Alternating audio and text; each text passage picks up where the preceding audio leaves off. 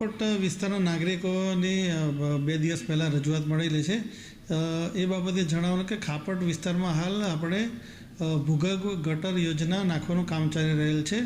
એમાં જે main pipeline નાખવાની છે અંદાજે 300 મિલીમીટર ડાયામીટરની, એની ડેપ્થ લગભગ 4 મીટર જેટલી થાય છે અને 4 મીટર જેટલી ડેપ્થ થવાના કારણે અને આખો વિસ્તાર જે ખડક વિસ્તાર છે એના કારણે ત્યાં ખોદકામમાં પણ તકલીફ પડતી હોય છે.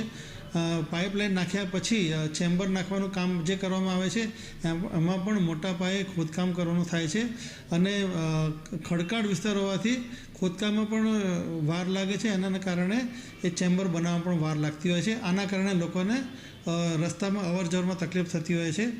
આ બાબતે અમે એજન્સીને સૂચના આપેલી છે કે જ્યારે પાઇપલાઇન નાખવાનું કામ અને ચેમ્બર બનાવવાનું કામ પૂરું થાય, મેનહોલ બનાવવાનું કામ, એટલે પછી તરત જ એનામાં મરામતની કામગીરી હાથ ધરવી.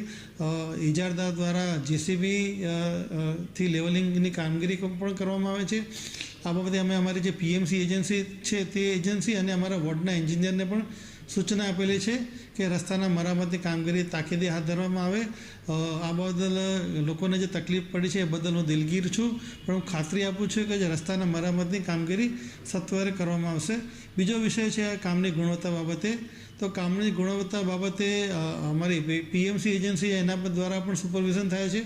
વધુમાં અમે થર્ડ પાર્ટી એજન્સી રાખીએ છીએ અને થર્ડ પાર્ટી એજન્સી દ્વારા પણ આમાં જે મટીરિયલ વાપરવામાં આવે છે, જેવું કે સિમેન્ટ હોય, એની ઈંટ હોય કે બીજા ગટરના જે ઢાંકણા છે, એ દરેક બાબતની એની ક્વોલિટીની ચકાસણી કરવામાં આવે છે અને ક્વોલિટીમાં પાસ થયા બાદ જ આ સામગ્રી વાપરવામાં આવે છે. તેમ છતાં અમે અમારા લેવલે પણ આની ચકાસણીની કામગીરી કરીશું અને જો ઇજાર દ્વારા કોઈક છૂટછાટ લેવામાં આવેલ હશે તો એ બાબતે દંડનીય કાર્યવાહી પણ કરવામાં આવશે.